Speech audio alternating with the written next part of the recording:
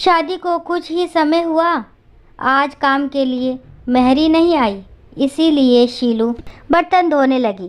धोते धोते उसके हाथ से कांच का कप नीचे गिरकर टूट गया। कप टूटते ही वह डरने लगी कि उसकी सास अब जली कटी जरूर सुनाएगी। आवाज़ सुनते ही उसकी सास दौड़ती दौड़ती हुई आई और बोली कि बेटी क्या हुआ। उसने रुआसी होकर बोला कि माँ, पता नहीं ध्यान रखकर काम करते हुए भी कैसे मेरे हाथ से ये कप नीचे गिरकर फूट गया।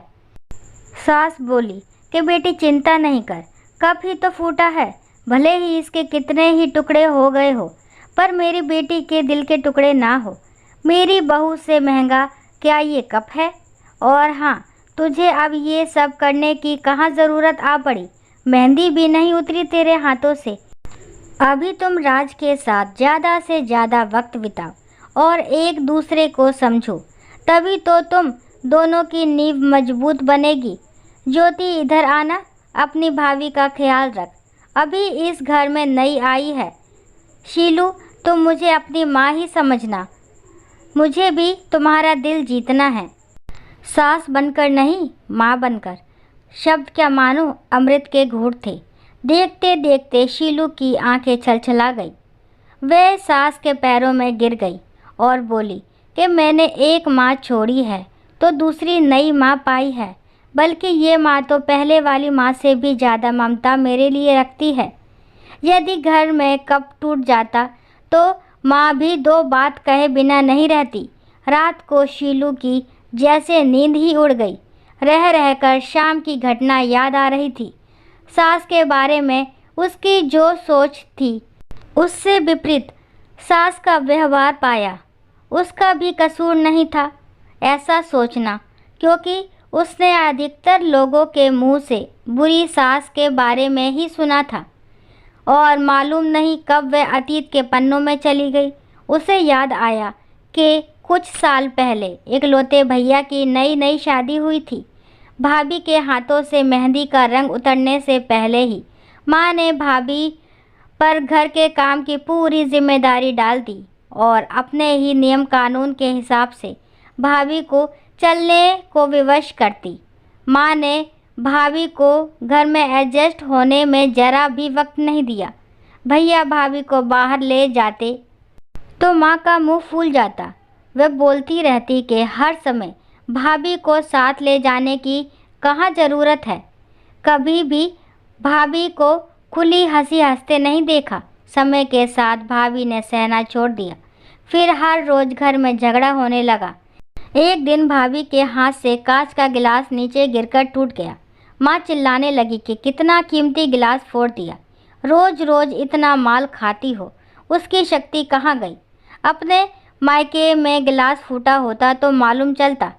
कोई भी काम ठीक से नहीं होता, ना जाने कहाँ ध्यान रहता है। भाभी भी कड़क कर बोली कि हाँ, मैं तो बैठी बैठी खाती हूँ, आप तो खड़ी खड़ी खाती हैं। जब से आई हूँ तब से रोज़ दो चार जली कटी ना सुना दो तब तक आपको चैन नहीं पड़ेगा। कभी मेरी माँ को तो कभी मेरे बाप को, हमेशा मेरे मायके वालों को कोसती रहती हो। दोनों तरफ से तीर बरस कर एक दूसरे को छलनी कर रहे थे। घर के अलावा उसने और भी जगह सास बहू के झगड़े सुनते सुनते डर सा गई।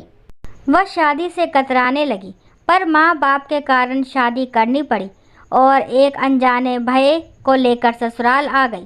पर आज की घटना से उसकी सोच ही बदल गई कि सब सास या बहू में ऐसा नहीं होता है। नींद ना आने की वजह से उसने सोचा, चलो थोड़ी देर माँ से बात कर लूँ। माँ ने इतनी रात को उसको फ़ोन करते देखकर बोला कि शीलू, सब कुछ ठीक तो है ना, कहीं जवाई राजा या सास नंद से तो झगड़ा नहीं हो गया। वह बोली, नहीं माँ, ऐसा कुछ नहीं। मालूम है माँ, आज मेरे हाथों से कप नीचे गिरकर टूट गया। तभी सास आ गई और आगे बोलती उसके पहले ही माँ ने बोलना शुरू कर दिया कि बेटा, फिर तेरी सास के चिल्लाने पर तूने अच्छा सा जवाब दे दिया ना। हाँ बेटा, कभी भी दबकर नहीं रहना। तू भी पढ़ी लिखी अच्छी लड़की है, तेरे में कोई कमी थोड़े ही है जो सुनेगी। तभी बात को काटते हुए तेज आवाज़ में शीलू बोली कि माँ अब बस करो, मैं अपनी दूसरी माँ के खिलाफ कुछ नहीं सुन सकती। माँ एकाएक सहम गई और बोली, तू ये क्या बोल रही है? हाँ माँ, आज मेरे हाथों से जब कप गिरा तो सासू माँ ने अंत में बोली, अब तो आप समझ गई ना सारी बात। और हाँ माँ, सास ने सिर्फ बोलने के लिए नहीं बोला, वह वाकई में ज्योति की तरह मेरे से व्यवहार कर रही है। माँ एक बात कहूँगी, आप बुरा तो नहीं मानेंगी? हाँ बोल बेटा। माँ काश आप भी मेरी नई माँ की तरह भाभी के साथ व्यवहार करती तो शायद भैया भाभी अलग घर में नहीं होते। माँ मेरी सास ने शुरू से ही अपने प्रेम से नींव मजबूत कर ली, तो उस पर टिका परिवार में मजबूती कैसे नहीं आएगी? आज माँ को महसूस हो रहा था कि वो नहीं बल्कि शीलू उसकी माँ बनकर उसे अच्छी सीख दे रही है। माँ को अपनी गलती का एहसास हो चुका था। शीलू आगे कुछ और बोलती उससे पहले ही माँ ने कहा, शीलू अब जब तू मायके में आएगी तो वहाँ पर भी पूरे परिवार की नींव में मजबूती पाएगी। चल अब फ़ोन रख, मुझे बेटा और बहू के स्वागत की बहुत तैयारी करनी है। शादी के बाद नई जिंदगी की शुरुआत में अगर आज सास समझदारी से काम नहीं लेती, अपनत्व नहीं जताती, तो शायद शुरुआत की नींव ही कमज़ोर होने से पूरी ज़िंदगी आपस में दरार पड़ जाती। कप को फूटने से कोई नहीं रोक सकता, किंतु प्रेम को टूटने से तो हम रोक सकते हैं। कांच के टुकड़े भले ही हो, पर घर के टुकड़े ना होने दे। घर में प्रेम का वातावरण बनाए रखें, एक दूसरे के सम्मान को समझे, इज्जत करे तो घर स्वर्ग बन जाएगा। घर नरक से एक दिन स्वर्ग में बदल सकता है। यदि बहू सास को माँ मान ले व सास बहू को बेटी मान ले, दृष्टि बदलने से सृष्टि बदल जाएगी। स्त्री चाहे तो घर को स्वर्ग बना सकती है और चाहे तो नर्क। दोस्तों आशा करती हूँ ये कहानी आपको ज़रूर पसंद आई होगी।